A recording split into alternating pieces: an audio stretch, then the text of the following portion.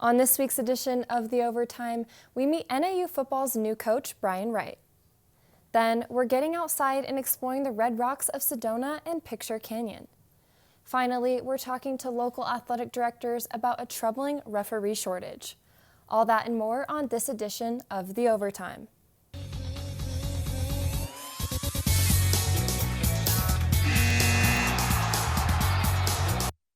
Hello and welcome to the Overtime, Northern Arizona's only sports show. I'm your host, Ava Nichols, and today I am joined by my co-host, Adriana Sparks. We have a lot of great content for you tonight. I'm really excited. How are you feeling? I am so excited to be here, but you're right, we do have a lot to go over, so let's jump in. Earlier this week, NAU announced Brian Wright as their new football head coach. Wright was officially welcomed to NAU Thursday morning. Have a look. 1-0, that's what matters, right? 1-0, let's get better today.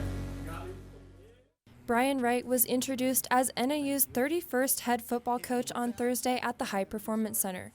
Athletic Director Mike Marlowe said they were looking for somebody with a good playing call resume, a head coaching background, and experience at the FCS level. And then the bonus at the end of the day, beyond just FCS experience, was the fact that he has coached in this league. That was very important. So all of those things and others kept Coach Wright as our top candidate at the beginning, our top candidate throughout, and our top candidate here today. Wright spent 2 seasons as the offensive coordinator at Montana State, leading the Bobcats to consecutive Big Sky titles in 2010 and 2011. He recalls coaching a game in the Sky Dome in 2010, losing to the Lumberjacks 34-7. I remember vividly getting on our team bus and driving out of here and saying what a special place this could be. Wright comes to Flagstaff after spending the last 2 years as the head coach at Division II Pittsburgh State, where he led the Gorillas to back-to-back conference championships. We focus on the inner scoreboard quite a bit and let that outer scoreboard that we get judged off of take care of itself, but it'll be because of love and effort and hard work and commitment to each other that we win big. He was named MIAA Coach of the Year in 2022 and led Pittsburgh State to 2 NCAA playoff appearances. With National Signing Day around the corner, Wright says he's eager to jump into his head coaching duties. Can't wait to get started, and at the end of all of this, I hope all of our guys that had the opportunity to be on the football team will come across.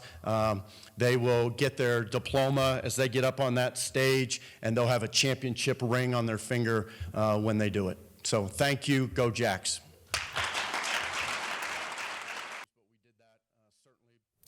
Mitch Stroman, NAU's play-by-play commentator, will be talking a lot about Coach Wright next season.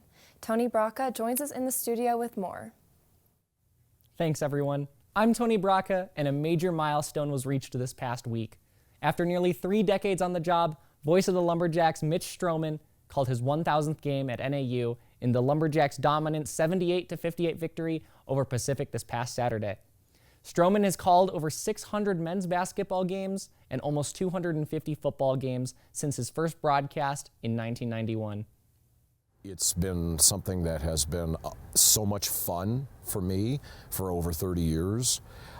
It's been gratifying and humbling to be a part of a university's athletic department and sports broadcasting for that long. It's a passion that is never quenched for me, and to be called the voice of the Lumberjacks is just one of the greatest feelings that I can possibly ever imagine having. Mitch has not only been an incredible commentator throughout his tenure at NAU, but is also a fantastic mentor to students in both the School of Communication and at NAU TV. Ava and Adriana, thanks for having me. Back to you at the desk. There is a widespread official shortage across not only the state of Arizona, but throughout the nation. Local high schools in the Northern Arizona region are being heavily affected by this. I talked to local athletic directors and officials to figure out why this problem exists and how they accommodate for low numbers. Check it out. Northern Arizona high school athletic directors are rewriting policies to ensure games can continue as scheduled due to a shortage of officials.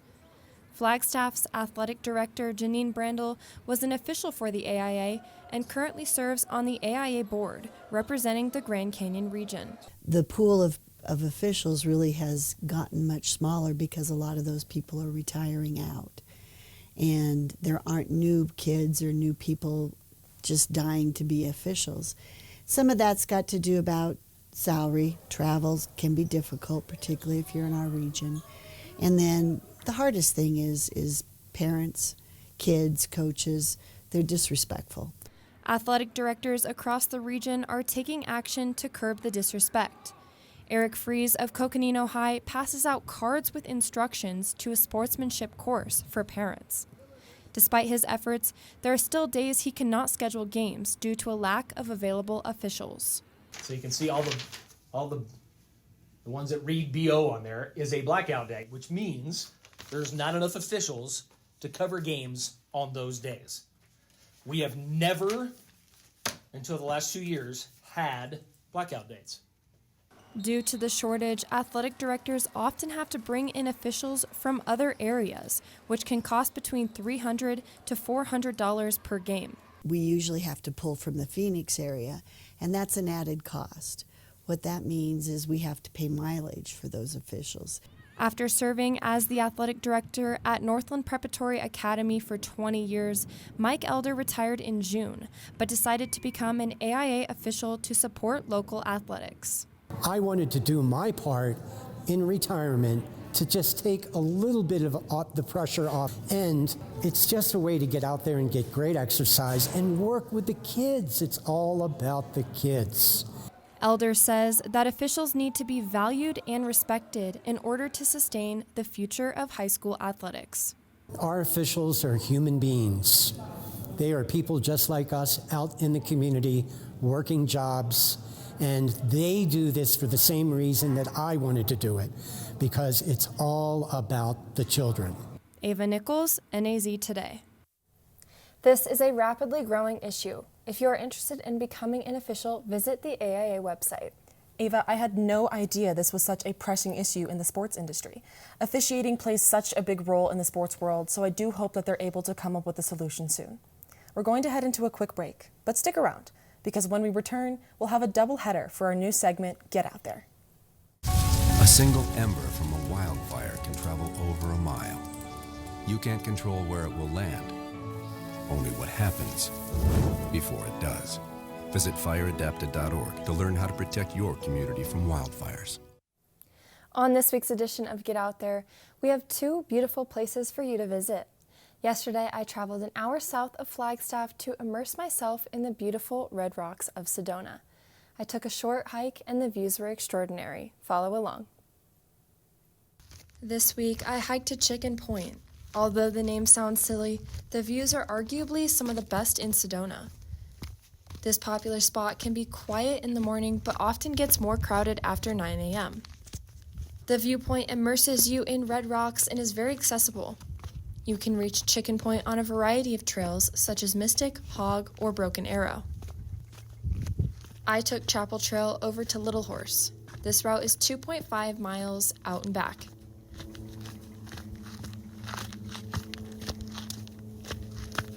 Chapel Trail is relatively flat and has views of both Bell Rock and Cathedral Rock.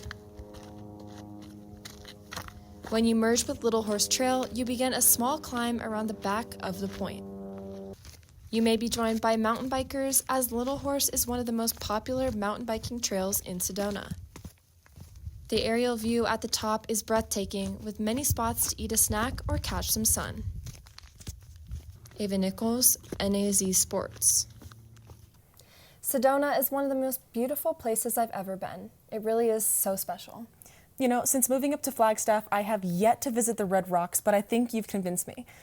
This week, I traveled just a few minutes east to Picture Canyon, a beautiful wildlife preserve in our very own backyard. Check it out. On this edition of Get Out There, I'm at Picture Canyon, a nature preserve within the Flagstaff city limits and just 20 minutes east of NAU's campus.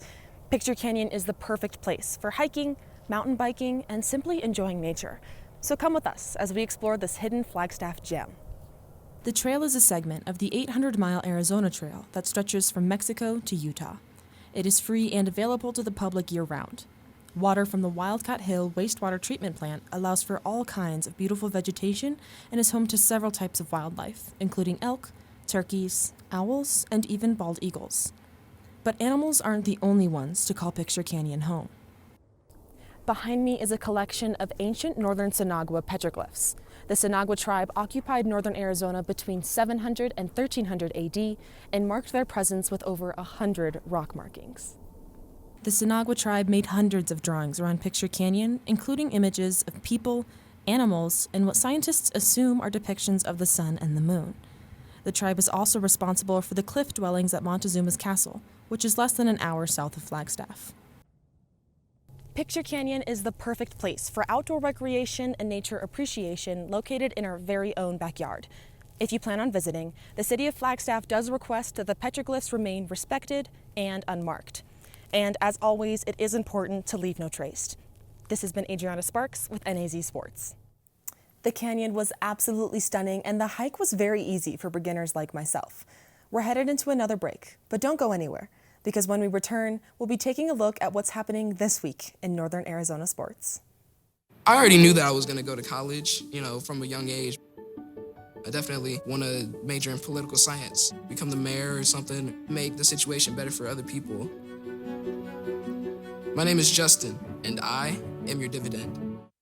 Welcome back. It's been a very busy week for sports here in Northern Arizona as we kick off the basketball season.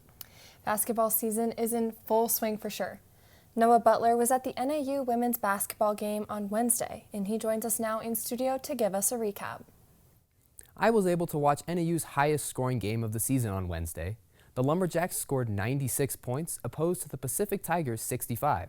Sophomore forward Sophie Glancy led NAU scores with 18 points, and senior guard Emily Rodabaugh filled the stat sheet with 12 points, 9 rebounds, and 7 assists. The elementary students in attendance were enthralled by the high-powered offense. Back to you, Ava.